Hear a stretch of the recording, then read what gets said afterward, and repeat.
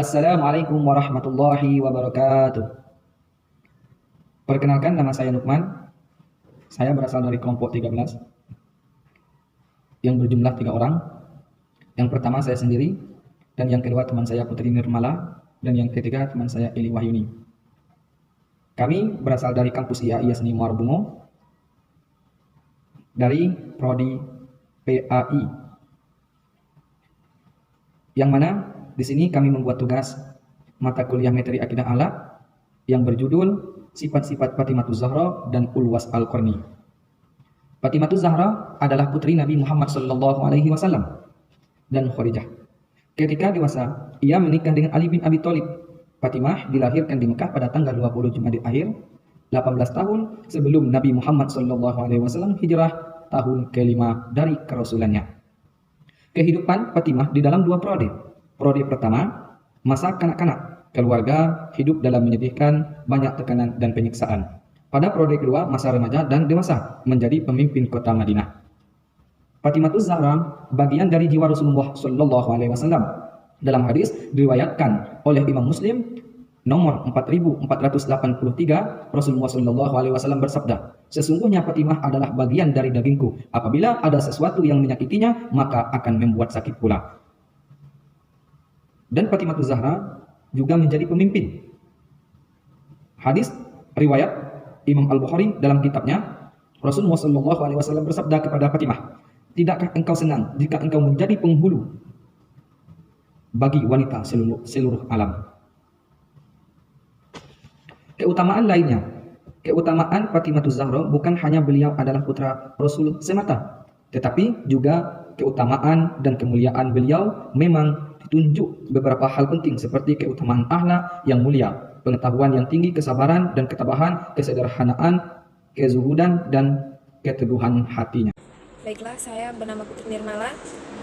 Sebagai pemakalan pertama, saya di sini akan menceritakan tentang kisah sifat-sifat Fatimatuz Zahra. Baiklah, langsung saja. Fatimatuz Zahra adalah putri Nabi Muhammad SAW dan Khadijah.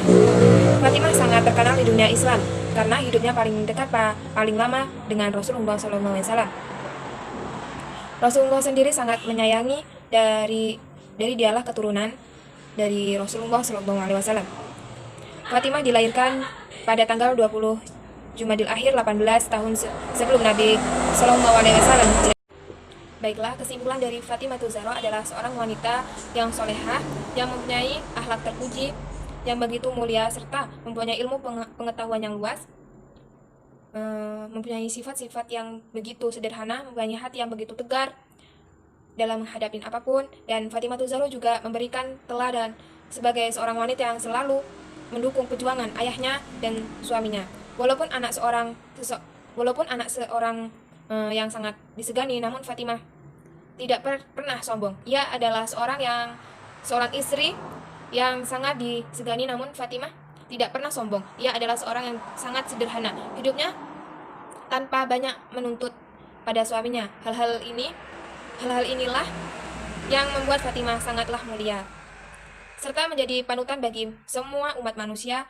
Semoga kita sebagai wanita bisa mengambil telah yang baik dari Fatimah dan menjadi Fatimah di era yang sangat modern ini. Semoga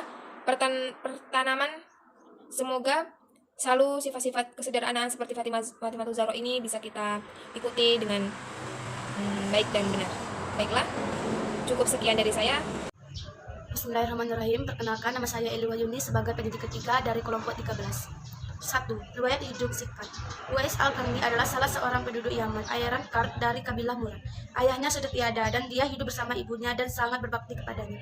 Uwais Al-Qarni pernah mengidap penyakit kusta, lalu berdoa kepada Allah Subhanahu wa taala, lalu diberi kesembuhan. Tetapi masih ada bekas sebesar dirham di kedua lengannya. Menurut keterangan, Nabi Muhammad SAW mengatakan bahwa Uwais Al-Qarni adalah pemimpin para tabi'in. Suatu ketika Nabi Muhammad SAW berkata kepada Umar, berkata, "Jika kamu bisa meminta kepadanya untuk memohon dua teladan yang dapat kita ambil." Uwais Al-Qarni sosok pribadi yang sangat sederhana. Hidupnya tidak bergelimang dengan harta. Ujian hidup yang dialami diterima dengan ikhlas dengan tetap tidak meninggalkan usaha dan kerja keras untuk keluar dari ujian itu, termasuk ketika diuji penyakit kusta oleh Allah Subhanahu wa taala.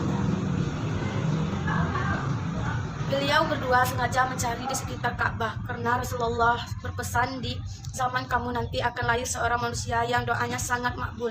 Kalian berdua pergilah cari dia. Dia akan datang dari arah Yaman. Dia dibesarkan di Yaman.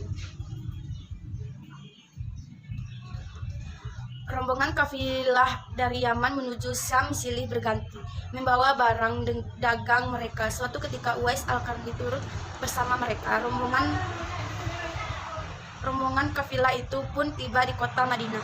Mereka akan melihat ada rombongan kafilah yang baru datang dari Yaman. Segera Khalifah Umar dan Ali bin Abi Thalib mendatangi mereka dan menanyakan apakah Uwais Al-Qarni turut bersama mereka. Rombongan kafilah itu mengatakan bahwa Uwais adalah bersama mereka. Dia sedang menjaga unta-unta mereka di perbatasan kota. Mendengar jawaban itu, Khalifah Umar bin Ali bin Abi Thalib segera pergi menjumpai Uwais Al-Qarni. Bab 3. Kesimpulan. Uwais Al-Qarni sosok pribadi yang sangat sederhana. Hidupnya tidak bergelimang dengan harta. Ujian hidup yang dialami diterima dengan ikhlas, dengan tetap tidak meninggalkan usaha dan kerja keras untuk keluar dari ujian itu, termasuk ketika diuji penyakit kusta oleh Allah Subhanahu wa taala. Sekian dari saya tutup dengan wallahul muwaffiq ila aqwamit thoriq. Wassalamualaikum warahmatullahi wabarakatuh.